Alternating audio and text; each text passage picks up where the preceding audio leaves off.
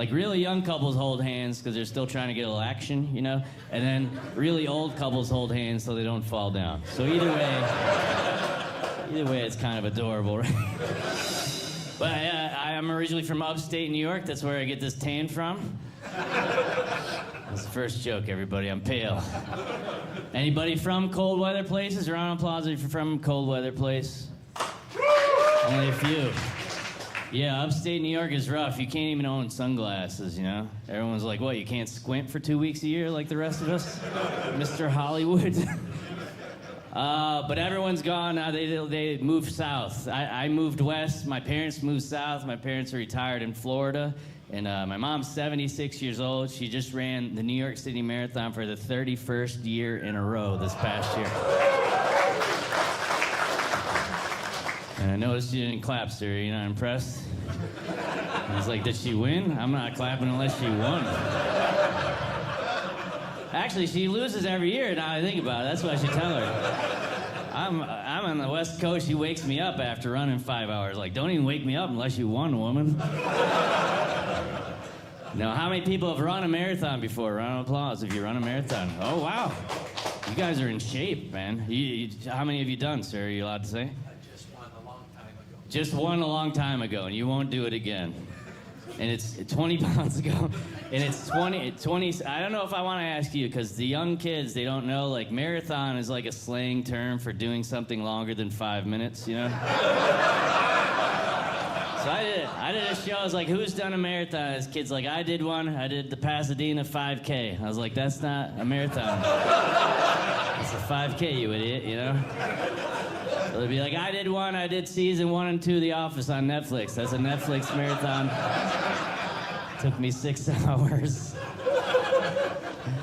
No, you won't do any more, right? Yeah, 1 is enough, right? You look like you've done more than 1. You're in shape. 1 and done. 1 and done, yeah.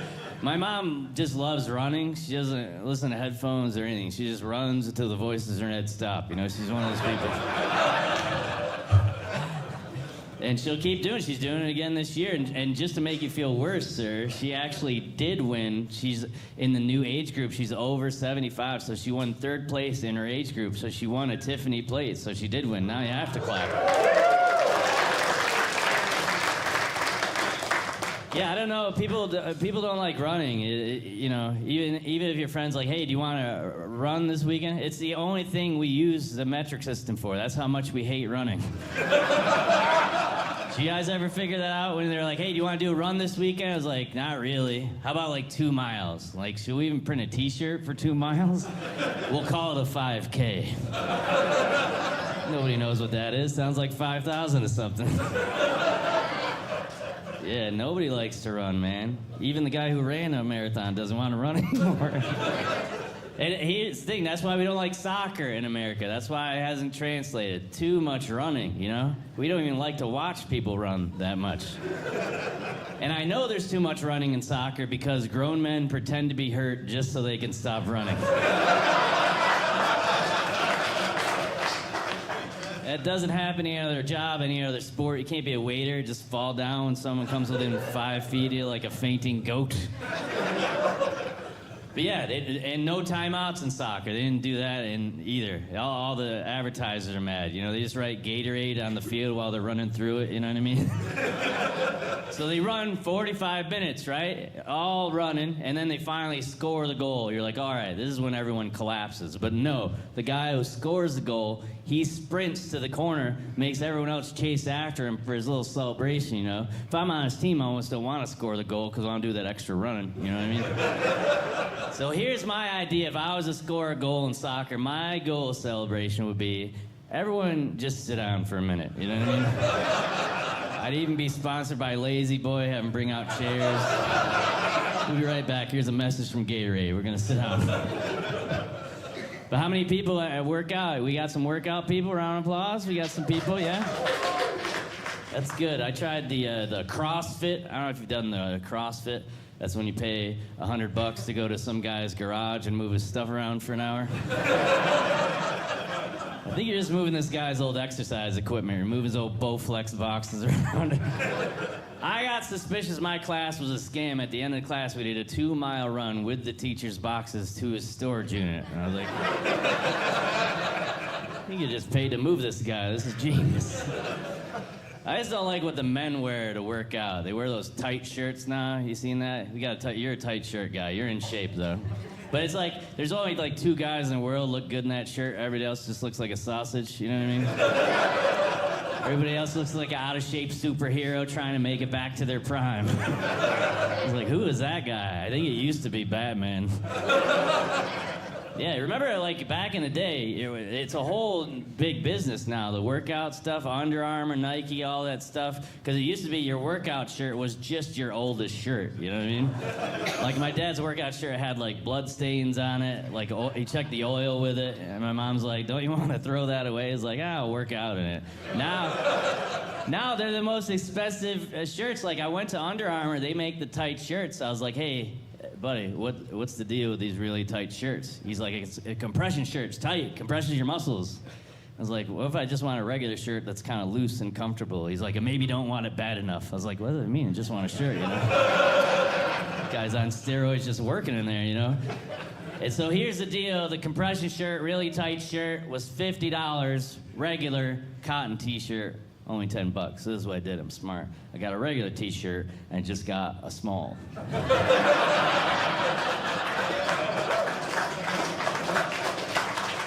I still look ridiculous, but I saved $40. You know what I mean? I want to feel like they didn't get the best of me. But do we have any workout people? Anybody do the Peloton bike? That was a big thing for a little while. Round of applause for the Peloton, for the bike that sits in your house and doesn't go anywhere. It's like $4,000 for a bike that doesn't move. It's in your room, you know? And most people just hang laundry on it, you know? And that was my plan. I was like, one of my friends was like, yeah, everyone wants them so much that there's like a 6-month waiting period. So I was like, all right, here's what I'll do. I'll order it, and I'll be a fat slob for 6 months, and when the bike gets here, I'll turn into Lance Armstrong, you know what I mean? And so when I called, they're like, no, we can send it right out, no waiting period. I was like, I'm still on the fence about this, you know? And then they kept upselling me, you know? They're just like, oh, you need shoes also. I was like, why do I need shoes for a bike that's inside in my room? They're like, you need a bike lock, too. And I was like, what? And then they're like, you need a headlight. I was like, hey, wait a second, man. I don't even think I'm going to ride this tonight, you know? But how many people, Peloton? We had 2 people. Yeah, you got it? You still use it, man? You just hang your laundry on it? No, you good? Do you wear the tight shirts or no? Yeah? Did you buy the shoes? Yeah, I did. So you have shoes that only work on pedals of a bike that doesn't go. It's good for, yeah, hey, no, anything you can stick to, man. Like I said, the workout stuff is great. Like here's the thing, so a couple years ago, I did a USO tour in Iraq. I don't know if we have any service people here. Round of applause for all the service people. Thank you guys for you. I'm a bit of a hero myself. I went to Iraq for 7 days, but that's besides the point. But here's the thing. So we're going to Iraq on 4th of July, which I don't know if you guys have been to Iraq on 4th of July, but it's a little crisp, you know what I mean? It's about 110 degrees, which I don't know if we have any Canadians here. I think that's 4 in your guys' temperature. Do we have any Canadians? They use the Celsius thing. That doesn't work for me. I don't understand that, you know? Because it's like 0 is Fahrenheit is cold, and then 100's hot. That makes sense. But their thing is like Celsius, like 0 is cold, and like 4 is hot. I need more spaces in between the numbers. That's not the only problem with Canada, but, you know. Do we have any Canadians? We can talk about them, I think, right? You're Canadian. Where are you from? In Alberta, so that's in the middle somewhere, right? Kind of. You don't even know where it is. You're like, I left a long time ago. It's like, no, I love Canadians. I go there every year. I'm actually going to Montreal very soon, and there's French people there. I don't know if you met the French Canadians, but there was a guy who was a smoker, and I know he's a smoker because he was in the hotel room next to me, and he coughed the whole week. And I know he was French Canadian because he coughed in a French accent. Which some of you are like, that's not possible, but this is what his cough was like. He would go, hoo-ah. Hoo-ah. It's like, oh, that's a French cough, I guess. I don't know. Oh, but what I love about Canada, you got rid of the penny, right? There's no pennies in there. Are you aware of that? As a Canadian, that's what they did. They're like, too much change. We're gonna round up and round down. So that's what they do. They got rid of the penny. I think they should do that here, don't you guys? Not that passionate about it. One guy's like, I don't like these pennies. No, think about it. It's like, I say get rid of more change, get rid of that nickel, too. I've never liked the nickel, I'll be honest with you. We can talk about it.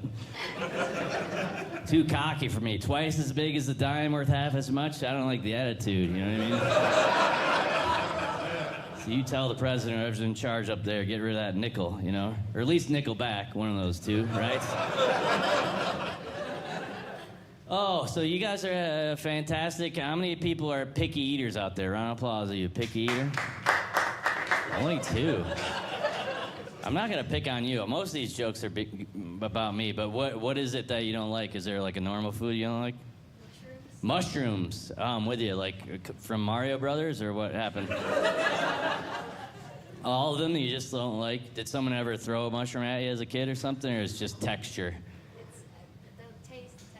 Taste, texture, everything. Yeah, I'm a texture person. I don't like stuff that looks like it used to be food. You know what I mean? Like, I don't like gravy. Just looks like melted meat to me, Or stuffing. What's in stuffing? I don't know, stuff.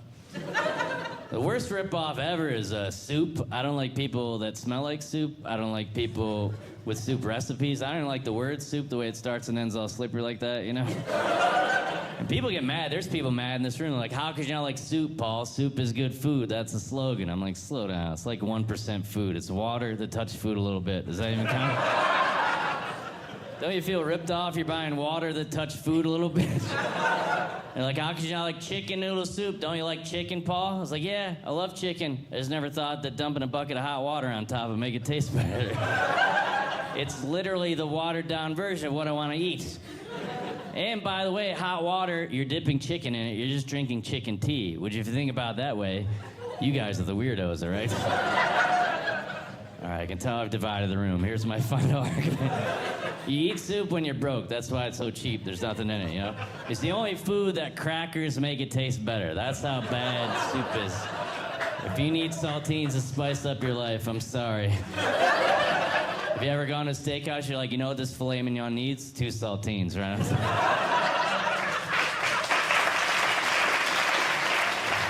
So, a little backstory. So I was the final comedian to debut on the David Letterman show. How many people remember the David Letterman show? So I did the Late Late Show with Craig Ferguson a bunch of times, and then 7 years ago, a little startup place called Dry Bar said, hey, do you want to do a special? And I came here and did the special. And then, since then, millions of people have seen it. Everyone always asks me where they do it. I was in Japan this year. I'm going to Australia. I was in Thailand. All over the world, people know Dry Bars, and it's because you guys are such great audiences. So they had me come back and do one more for you guys tonight, so that's why I'm here.